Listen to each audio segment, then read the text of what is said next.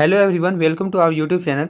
तो आज हम लोग इस वीडियो में बात करने वाले हैं कि मिनिमम एजुकेशनल क्वालिफिकेशन आपको क्या चाहिए आरआरबी टेक्नीशियन ग्रेड 1 और ग्रेड 3 में जो वैकेंसीज आई है 9144 पदों के लिए, उसमें आपकी क्वालिफिकेशन क्या होनी चाहिए। आईटीआई के लिए यहाँ पर मेनली बात करने वाले हैं आज आईटीआई के लिए कि आपके पास कौन सा ट्रेड के लिए आप लोग को एलिजिबिलिटी यहाँ पर दिया गया है, किन किन ट्रेड का वैकेंसी आई है। और उसके बाद यहाँ पर हम लोग बात करने वाले कि ट्वेल्थ वालों का क्या है, ट्वेल्थ वाले फॉर्म को भर सकते हैं कि नहीं, ये सारी चीज़ें हम लोग यहाँ पर बात करने वाले हैं। तो एक एक चीज़ को हम लोग यहाँ देखने वाले, तो आप लोग लास्ट तक बने रहिएगा और वीडियो अच्छा लगे तो एक लाइक कर दीजिएगा और चैनल को सब्सक्राइब कर लीजिएगा। ऐसे ही इन्फॉर्मेटिव कंटेंट आपको मिलती रहेंगे, ठीक है। इसके नेक्स्ट वीडियो में मैं आपको जोन वाइज वैकेंसीज के बारे में बताऊंगा कि आपके हर एक जोन में कितना वैकेंसी कौन से ग्रेड में आप लोग को है, ठीक है। तो सारी चीज़ें डिस्कस होंगी, इसके लिए आप लोग हमारे चैनल से जुड़े रहें। सबसे पहले यहाँ पे हम लोग आज स्टार्ट करते हैं कि सबसे पहली बात करते हैं टेक्नीशियन ग्रेड 1 सिग्नल की बात करते हैं। यहाँ से मैं जूम करके आपको दिखाता हूँ। टेक्नीशियन ग्रेड 1 सिग्नल की बात करते हैं। जैसे कि आप लोग यहाँ जानते हैं लेवल 5 की जॉब है, यहाँ पे मेडिकल स्टैंडर्ड B1 खोजा जा रहा है, ठीक है। मेडिकल स्टैंडर्ड B1, ये B1 क्या है, ये सब चीज़ें आपको नेक्स्ट वीडियो छोटे छोटे वीडियो में आपको सब कुछ बताता जाऊँगा, इसलिए चैनल को सब्सक्राइब कर लिए। चलिए, तो अब इसका हम लोग देखिए यहाँ पे टेक्नीशियन ग्रेड 1 सिग्नल के लिए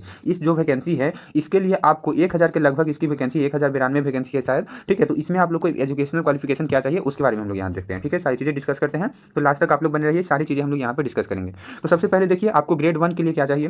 तो bachelor of science in physics आपको चाहिए, इलेक्ट्रॉनिक्स चाहिए, computer science, information technology, instrumentation from a recognised university institute चाहिए, ठीक है। यहाँ पे आप लोग को समझ में आ रहा होगा कि आप लोग को बैचलर का डिग्री चाहिए, मतलब कि ग्रेजुएशन डिग्री चाहिए आपको, इसमें science in physics, bachelor of science आपका होना चाहिए, बीएससी होना चाहिए। आप लोग अच्छा से समझ लीजिए कि आपके पास बीएससी होना चाहिए, किसमें, या तो फिजिक्स में हो, या तो इलेक्ट्रॉनिक्स में, या तो कंप्यूटर साइंस, या तो इन्फॉर्मेशन टेक्नोलॉजी, या तो इंस्ट्रूमेंटेशन, ठीक है। इन सारी ब्रांचेज में आपको जो है बैचलर ऑफ साइंस की डिग्री आपके पास होना चाहिए, ग्रेजुएशन की डिग्री होना चाहिए। नहीं तो इसके बाद वो भी कहाँ से, रिकॉग्नाइज्ड यूनिवर्सिटी या इंस्टीट्यूट, कोई एक रिकॉग्नाइज्ड यूनिवर्सिटी आपका होना चाहिए। उसके बाद आपका बीएससी इन, या फिर यहाँ पे बोल रहा है कि BSc in a combination of any sub stream of basic streams of physics, electronics, computer science and information technology, ठीक है, और इंस्ट्रूमेंटेशन। या फिर बोल रहा है ना यहाँ पर पहले चीज़ तो आपको ग्रेजुएशन की डिग्री चाहिए फिजिक्स में, इलेक्ट्रॉनिक्स में, computer science, information technology, instrumentation, इन सारी चीज़ों में आपके पास बैचलर ऑफ साइंस या फिर बीएससी की डिग्री चाहिए। या फिर यहाँ पे बोल रहा है कि बैचलर ऑफ साइंस में इनका अगर कॉम्बिनेशन है, जैसे कि फिजिक्स और इलेक्ट्रॉनिक्स का कॉम्बिनेशन, या कंप्यूटर साइंस एंड इलेक्ट्रॉनिक्स का कंफ्यूजन,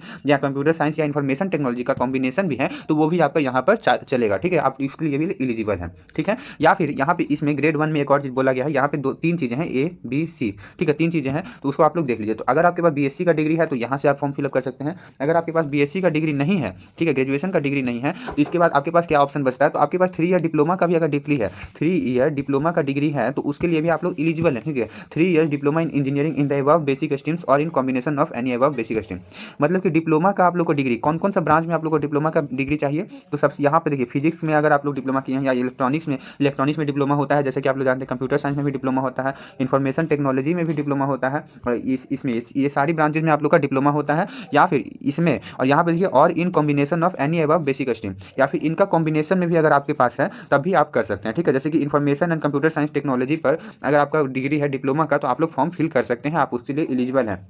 अब यहाँ पे अगर बात करें कि यहाँ पे 3 ईयर डिप्लोमा लिखा है, तो इससे आप लोग क्या समझें, कुछ लोग 12 करके लेटरल एंट्री से भी डिप्लोमा किए हैं, ठीक है, तो वो लोग भी एलिजिबल है। यहाँ पे आप लोग अच्छा से सुन लीजिए, अगर आपने 12 करके लेटरल एंट्री से 2 साल का अगर डिप्लोमा किया है, 2 साल में डिप्लोमा किया है, लेकिन वो आपका 3 ईयर्स का ही वैलिड रहता है, ठीक है, तो आप यहाँ पर एलिजिबल हैं, ठीक है।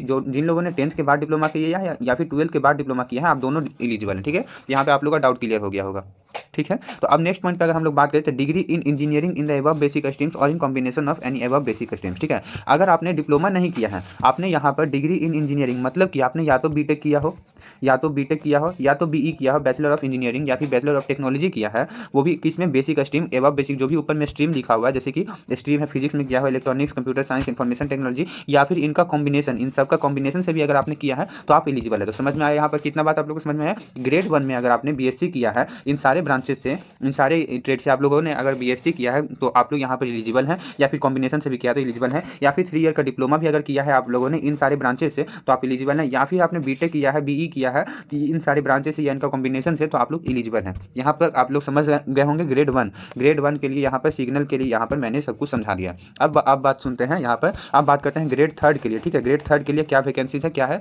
कि कौन लोग एलिजिबल हैं, सारी चीज़ें यहाँ पे हम लोग डिस्कस करते हैं, तो अच्छे से सुनिएगा। तो देखिए यहाँ पर ग्रेड 3 के लिए आपके पास बहुत सारी मतलब कि पोस्ट है। देखिए यहाँ पे नेम ऑफ पोस्ट आप लोग यहाँ पे देखिए, नेम ऑफ द पोस्ट यहाँ लिखा हुआ है। तो ये ग्रेड थर्ड की सबसे पहले मैं बता दूँ, ये लेवल 2 की जॉब है, ठीक है, ये लेवल 2 की जॉब है और इसमें आपकी कम से कम 30 to 35,000 की आपकी सैलरी बनने वाली है। और ग्रेड 1 में आपका समझ लीजिए तो 35 to 45,000 की आपकी या 45,000 की आपकी इन हैंड सैलरी बनने वाली है, ठीक है। यहाँ पे देखिए ग्रेड थर्ड के लिए बहुत सारी यहाँ पे देख सकते हैं आप लोग नीचे तक देखिए कि 18 नंबर तक मतलब 17 पोस्ट है आपका सिर्फ ग्रेड थर्ड के लिए। ग्रेड थर्ड के अंदर बहुत सारी ब्रांचेज आ जाती हैं, ठीक है। तो यहाँ पे हम लोग अब डिस्कस करते हैं कि ग्रेड थर्ड के लिए आप लोग का क्या एलिजिबिलिटी मांगा जा रहा है। तो यहाँ पर देखिए सबसे पहली चीज़, मैक्सिमम जितना भी ग्रेड थर्ड में आपको अभी मैंने 17 दिखाया, तो 17 में मैक्सिमम आपको बेसिकली अगर मैं बता दूं तो आपको 10th चाहिए। सबसे पहली चीज़ क्या चाहिए, 10th चाहिए। प्लस में आपको ITI चाहिए, ठीक है। ITI अगर आपने किया है तो अच्छी बात है, अगर आपने ITI किया है ये दोनों का कॉम्बिनेशन आपको चाहिए। नहीं तो दूसरा ऑप्शन क्या है कि अगर आपने 10th किया है और प्लस में आपने अगर अप्रेंटिसशिप ट्रेनिंग होता है जो कि अगर आपने किया है तो आप भी एलिजिबल हैं, ठीक है। तो वो चीज़ तो उसकी आपको अच्छा से यहाँ पर मैं दिखाता हूँ। अगर 12th वालों का बात जस्ट अभी इसके बाद हम लोग करने वाले हैं 12th वाले, तो इसलिए बने रहिए हमारे साथ, ठीक है। तो यहाँ पर देखिए जैसे कि पहला पोस्ट हम आपको एग्जाम्पल के तौर पर, उसके बाद ये PDF में आप लोग आकर अच्छा से देख लीजिए। इसका हम आपको PDF आपको दे दूँगा टेलीग्राम पर, वहाँ पर आप लोग ज्वाइन हो जाएगा, लिंक आपको डिस्क्रिप्शन में है। तो सबसे पहले बात करें technician grade third black Smith की अगर बात करें तो यहाँ पर देखिए क्या आपका चीज़ें हैं। तो यहाँ पर मैट्रिकुलेशन क्या लिख रहा है कि मैट्रिकुलेशन मतलब कि 10th, ठीक है, 10th खोज रहा है। 10th प्लस यहाँ पर आप लोग पढ़ सकते हैं plus ITI from recognised institution, NCVT या SCVT का आपके पास ITI होना चाहिए। यहाँ पे साफ साफ लिख दिया NCVT या SCVT का आपका होना चाहिए। तो क्या 10th प्लस ITI कहाँ से, NCVT या SCVT in the trade off, कौन सा ट्रेड, यहाँ पर देखिए यहाँ पे समझने वाली चीज़ है कि आपका जो है technician grade third black Smith के लिए कौन सा ट्रेड खोजा जा रहा है। तो वो चीज़ समझिए, यहाँ पर trade of forger, heat treater, foundry man, pattern maker, moulder, refractory, ये आपकी खोजी जा रही है यहाँ पर, ठीक है। जो भी आपने 10th तो कहीं भी इंडिया में कहीं भी आप लोग कर सकते हैं, उसमें सारे सब्जेक्ट तो सभी के सेम रहते हैं। लेकिन यहाँ पे अगर ITI ने आपने ट्रेड आपका जो होना चाहिए या तो फोर्जर होना चाहिए या हीट ट्रीटमेंट होना चाहिए या फाउंड्री मैन होना चाहिए, पैटर्न मेकर, मोल्डर होना चाहिए। ये सारी अगर आपके पास आपने इन सारे ब्रांचेस इन सारी ट्रेड से अगर आपने ITI किया है तो आप इस वैकेंसी के लिए बिल्कुल एलिजिबल हैं, technician grade third black Smith के लिए, ठीक है। उसी तरह से अगर आपने टेक्नीशियन ग्रेड थर्ड ब्रिज, ये सारी चीज़ें हैं, ये सारी जैसे कि carriage wagon, crane driver, electrical, इन सारी चीज़ों को अगर आप लोग देखते हैं तो यहाँ पर आप लोगों को उसी के कॉम्बिनेशन में आप लोग उसी के रिलेटिव आप लोग को यहाँ पर वैकेंसी से आपको यहाँ पर दिया हुआ है एलिजिबिलिटी की आपकी कौन सी ट्रेड होनी चाहिए ताकि आप कौन से पोस्ट के लिए एलिजिबल हैं, ठीक है। जैसे कि एक सेकंड एग्जांपल लें, यहाँ पर भी 10th खोजा जा रहा है, ITI खोजा जा रहा है और उसमें आपको फीटर चाहिए, कारपेंटर चाहिए या फिर वेल्डर या प्लम्बर या पाइप फिटर। अगर आपका इन सारी चीज़ों से अगर आपने ITI किया है, इन ट्रेड से किया है, तो आप इसमें किस चीज़ के लिए एलिजिबल है, तो कैरेज एंड वेगन के लिए आप लोग, ये टेक्नीशियन ग्रेड थर्ड के लिए कैरेज वेगन के लिए आप लोग यहाँ पर एलिजिबल है, ठीक है। अब यहाँ पे सेकंड बात करते हैं, इसी में अगर हम लोग बात करते हैं तो यहाँ पर आप लोगों को यहाँ पे देखिए और में लिखा हुआ है, और में कि मैट्रिकुलेशन मतलब कि 10th plus course completed act apprenticeship in the trades mentioned एवं, ठीक है।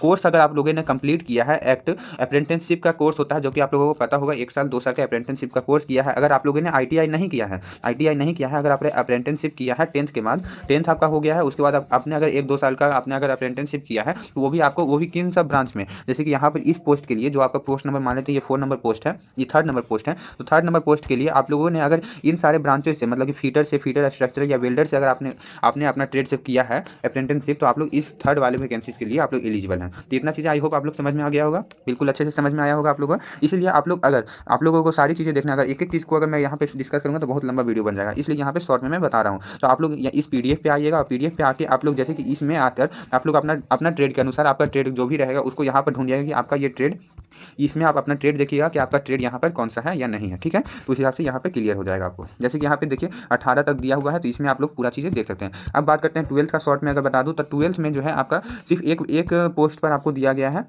जो कि है टेक्नीशियन ग्रेड थर्ड S&T, ठीक है। इस पोस्ट के लिए यहाँ पे मैं जूम करके दिखा दूँ तो आपको 12th के लिए है टेक्नीशियन ग्रेड थर्ड S&T के लिए आप एलिजिबल हैं। इसमें भी अच्छी खासी पोस्ट है, तो वो सब आप लोग देख सकते हैं। तो यहाँ पर आप लोग को मैं पढ़ के दिखा सकता हूँ। यहाँ पे देखिए टेक्नीशियन ग्रेड थर्ड है, इसमें मैंने इधर किया थोड़ा सा, तो यहाँ पर आप लोग देख सकते हैं कि मैट्रिकुलेशन यहाँ पर आपको 10th चाहिए और ITI चाहिए, वो भी इन सारी इलेक्ट्रॉनिक, मैकेनिक, इलेक्ट्रीशियन, वायरमैन, इन सारे ब्रांचेस से ट्रेड से चाहिए आपको। या फिर यहाँ पे और में लिखा हुआ है मैट्रिकुलेशन या फिर अप्रेंटिसशिप चाहिए, जो कि मैंने ऊपर में आपको पहले बता दिया है।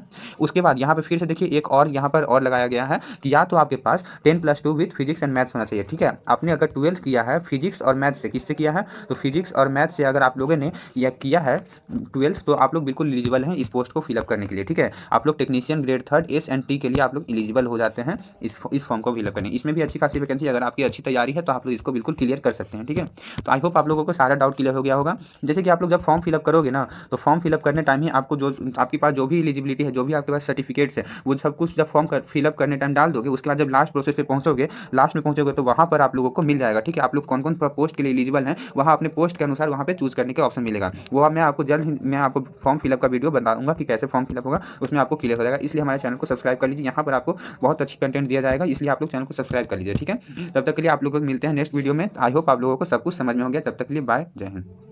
कोई डाउट हो तो आप लोग कमेंट बॉक्स में कमेंट कर सकते हैं, मैं वहीं पर रिप्लाई दूंगा आपको, ठीक है।